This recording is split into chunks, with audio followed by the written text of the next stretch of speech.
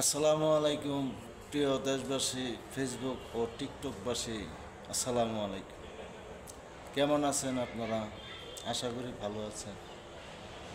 আলহামদুলিল্লাহ, আমিও ভালো আছি। আল্লাহর রহমতে, আল্লাহর মেহরবানিতে আমিও ভালো আছি। তো আবার চলে আসলাম ক্যামেরার সামনে, আপনাদের সামনে কিছু কথা বলবো বলে। ভাই, কথা বলবো, ভিডিওটার নাম হলো পাগলের ভালোবাসা।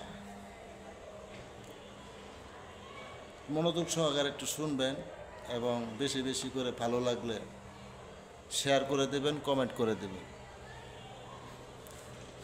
পাগলের ভালোবাসা। আমি এক পাগল, কথা বলি আবল তাবল। নাম হইল হাসান আলী, মোহাম্মদ হাসান আলী। কথা একটু বেশি বলি। আমি এরকম পাগল হয়েছি, আরেক পাগলের কাছে গেছিলাম। এই পাগলের কাছে যে আমিও পাগল হয়ে গেছি। পাগলের নাম হলো চরমনায় রেজল করিম রহমতুল্লাহ আলাই। অন্য যায় তো আমি নিজে পাগল হয়ে গেছি। আমি এক পাগল যাই পড়ছি আরেক পাগলের কাছে, যাই দিয়ে আমার মতন বহুত পাগল যেন ওই যে ওয়াজ করে মৌলানা হাফিজুর রহমান সিদ্দিকী কুয়াকাটা, এটা হচ্ছে আরেক পাগল। এও চরমনায় গেছি। এই পাগলের পাল্লাত পরে আমি নিজে এখন পাগল হয়ে গেছি। কিরম জানেন? দিনের ইসলামের দাওয়াত দেয়। কিরম পাগল কে? আর কোনো কথা আছে না এসব ছাড়া? নাচ গান আছে, কত কিছু আছে, সব তো ইসলামের দাওয়াতে। কিরম পাগল! আসলে 1% পাগল, 50%, 100% পাগল। ভাই, পাগল যে আটরশি গণ দেন বা কোন চন্দ্রভাড়া কন, ফুরফুরা কন, মাইজ ভান্ডার কন, এটি পাগল না, এটি খুব ভালো মানুষ। ওখানে তো নারী পুরুষ একখানে চলে, এটি খুব ভালো মানুষ। আর চরমনায় নারী পুরুষ নাই, খালি পুরুষ, নারী নাই। ওখানে চলে কি জানে? প্রথমই 5 ওয়াক্ত নামাজ পড়ুন লাগবো, ঠেহা পড়ছে। দ্বিতীয়ত কি জানে? তারি রাম লাগবো, কে ঠেহা পড়ছে। 3 নাম্বার কি জানেন? সুদ খাম লাগতো না, ঠেকা পড়ছে। সুদ খাইতাম না হ্যাঁ কোথায়? আমার টেহাতে সুদ খামু, আবার হ্যাঁ কর সুদ খাইন না। কারবার দেখছেন পাগলের? সৎ পথে চলন লাগবো। এই যে দেন আরেকটা পাগল, সৎ পথে চলন লাগবো। সৎ পথে চললে কি হয়েছে? কিছু করার হয়েছি না কিছু হয়েছে? পাগলের গোষ্ঠী। হাফিজুর রহমান ওই একই অবস্থা। ভাই, পাগল দেখছেন, পাগলের পাগলামি দেখেন নাই? আমার দিনের নবীও এই পাগলামি করছে। দিনের দাওয়াত দিছে, ইসলামের দাওয়াত দিছে, তার অনুসারে আমরা পাইছি, দিন পাইছি, ইসলাম পাইছি, আল্লাহকে চিনার জন্য রাস্তা খুঁজা পাইছি। এটি হইল পাগলের কারখানা। আমার দিনের নবীরও বেইমানেরা আজ থেকে 1400 বছর আগে বেইমানেরা ইট পাথর মারে আমার নবীজিরে বহুত কষ্ট দিছে, কিন্তু আমরা তখন ছিলাম না।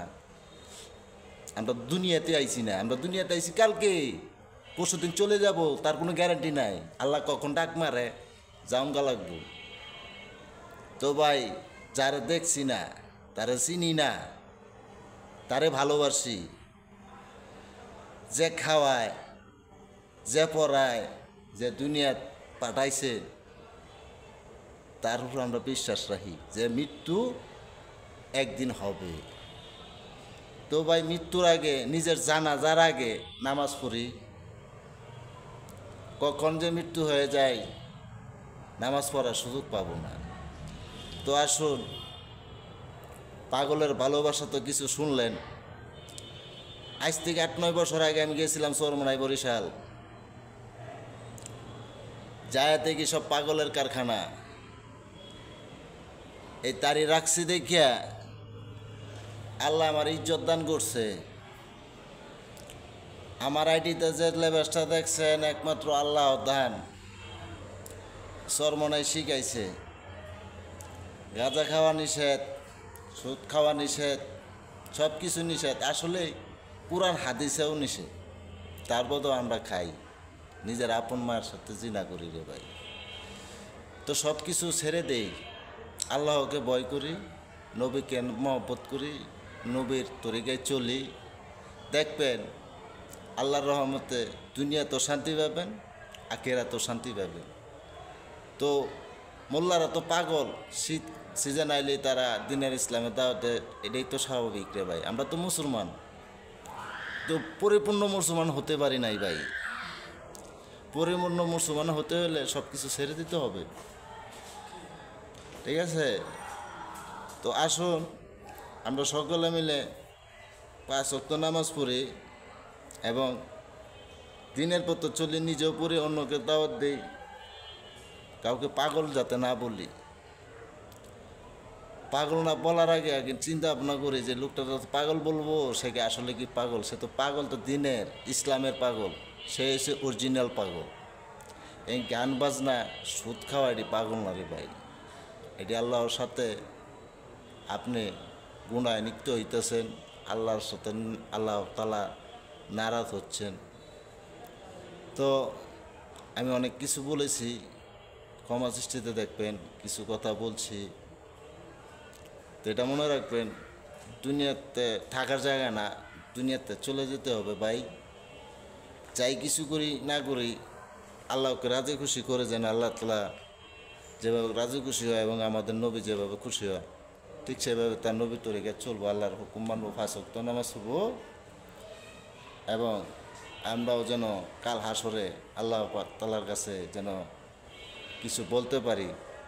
এই কাজ যা না করি যে আল্লাহ তাআলার কাছে জবাব দিই, যাতে দিতেই হবে, চোরের লান যাতে না থাকি। তা আসুন 5 ওয়াক্ত নামাজ পড়ি, কোরআন তেলাওয়াত করি এবং কোরআনকে ভালোবাসি। এই কথা বলে আমি আপনাদের কাছে বিদায় নেব। নামাজ ছাড়া কোনো গতি নাই, কোরআন হাদিসে লেখা আছে 5 ওয়াক্ত নামাজ পড়তে হবে, সৎ পথে চলতে হবে, নবীর তরিকায় চলতে হবে, সুদ ঘুষ সব ছেড়ে দিতে হবে। তাহলে আল্লাহ তাআলা আপনাকে ভালোবাসবে। তাই বললে নামাজ পড়ার না দেখে ভালোবাসে না তা না, ভালোবাসে, খাওয়ায় পড়ায় সব কিছু দেয়। তারপর তো নামাজ পড়ার চেষ্টা করবেন। আসসালামু আলাইকুম।